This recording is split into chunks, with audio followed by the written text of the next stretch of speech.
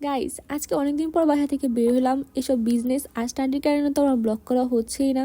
তো এখন আমি রেডি হয়ে বের হয়ে গেছি। এখন আমি যাবো বাণিজ্য মেলা, মানে গাজীপুর হচ্ছে আর কি বাণিজ্য মেলা। আমার বাসা থেকে যেতে মাত্র 5 মিনিট লাগে, তাই ভাবলাম যেহেতু এত কাছে হচ্ছে তাহলে একবার যেয়ে ঘুরে আসা যাক।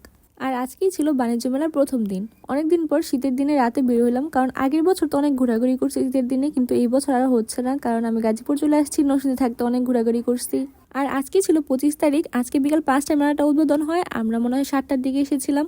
আজকে প্রথম দিন হওয়ায় মেলার মধ্যে অনেক মানুষ ছিল। আর আমরা আসি সন্ধ্যার পর, যেহেতু এখানে তো মানুষে পুরো ভরেই গেছে, কিছু দেখাই যাচ্ছে না মানুষের জন্য। এখানে আমি মেয়েদের কাউন্টার থেকে 2টা টিকিট কেটে নিই। এখানে পুরুষের জন্য আলাদা কাউন্টার আছে আর মেয়েদের জন্য আলাদা কাউন্টার আছে। আজকে আমার সাথে আমার বোনও গিয়েছিল মেলায়। আর আমার মেলায় বেশি আসার ইচ্ছা ছিল না, কম ইচ্ছা ছিল, কিন্তু বোনের কারণে আসতে হলো। সে অনেক পরিমাণে জোর করছে আজকে আসার জন্য। প্রথমে মেলায় ঢুকেই তো আমার মাথা ঘুরে যায়, কারণ এত পরিমাণে মানুষ বলার বাহিরে। আমি জানতাম আজকে অনেক মানুষ হবে, কারণ আমাদের বাসার সামনে থেকে যে পরিমাণে ভিড় ছিল, মাত্র মেলার জন্য অনেক জ্যাম ছিল। আমি বোনকে বলছিলাম যে আজকে না যাই, কিন্তু সে আজকে আসবে। তো আমরা এক প্রকারের রিক্সার মধ্যে মারামারি লেগে যাই যে আজকে না যাই বা আজকে আসবে, এরকম কিছু নিয়ে। এখানে কিছু কিছু রাইড ছিল, নাগরদোলা, নৌকা, এগুলো তো কমন রাইড এগুলো ছিল। আর এগুলোর মধ্যে আমি এখন উঠি না, কারণ এগুলোর মধ্যে উঠলে আমার প্রচুর পরিমাণে ভয় লাগে। আর অনেক ভিডিও দেখি অনেকে নৌকা থেকে পড়ে যায়, তাই এখন আর উঠতে ইচ্ছাও করে না এসব ভিডিও দেখা, কারণ পড়লে আর মান সম্মান থাকবে না। বোনকে বলতেছিলাম ক্যামেরার সামনে আসার জন্য, কিন্তু সে আসতে চাইতেছিল না, কারণ সে লজ্জা পাচ্ছিল। আগে এত লাজুক ছিল না, এখন যতটা হয়ে গেছে।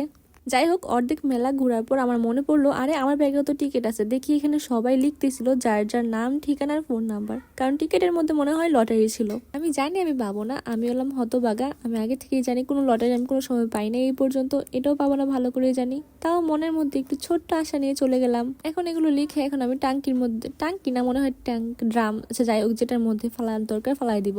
এটা রেজাল্ট পরের দিন দিয়ে দিবে যে কে কে লটারি পেয়েছে। এখন বলে আসল কথা, ভাই মেলার মধ্যে যে পরিমাণ দাম ছিল জিনিসপত্রের বলার বাইরে। আমি তো এক ফকির নিয়ে গেছিলাম আরেক ফকিরকে।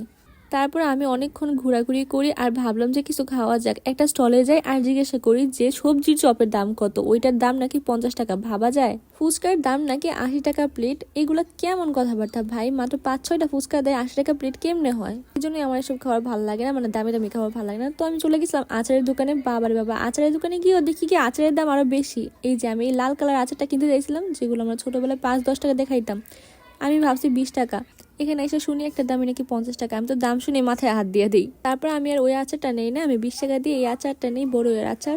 এই আচারটা কিনে এমন অনেক বেশি হ্যাপি ছিলাম, কারণ হলো মেলা থেকে কিছু কিনে তো খেতে পারছি। চাইলে আমি অন্য খাবারও কিনে খেতে পারতাম, কারণ খাই নাই। যে খাবারটা আমি এখানে 80 টাকা 50 টাকায় পাবো, ওইটা বাইরে গেলে 20-30 টাকায় আমি পেয়ে যাব। তাই শুধু শুধু এখানে খেয়ে কোনো লাভ নাই। মেলায় তো আজকে দেখলে রাত্রেবেলা কেমন দেখা যায়। আরেকদিন দিনের বেলা গিয়ে তোমাদেরকে দেখাবো। আর মাত্র একদিন যাব মেলায় দিনের বেলা, তোমাদেরকে দেখানোর জন্য যে দিনের বেলা মেলাটা কেমন লাগে। আর একদিনও যাব না, কারণ হলো মেলায় গিয়ে অযথা টাকা নষ্ট। যাই হোক, আমি মনে হয় মেলায় আধা ঘন্টা ছিলাম, আধা ঘন্টা থেকে চলে আসছি, কারণ এত ভিড়ের কারণে আমার মাথা ধরে গেছিল। এখন আমি বাসায় চলে যাব। তোমাদের সাথে দেখা হবে অন্য ভিডিওতে। অবশ্যই আমার চ্যানেলটা সাবস্ক্রাইব আর ফলো করে রাখো। বাই।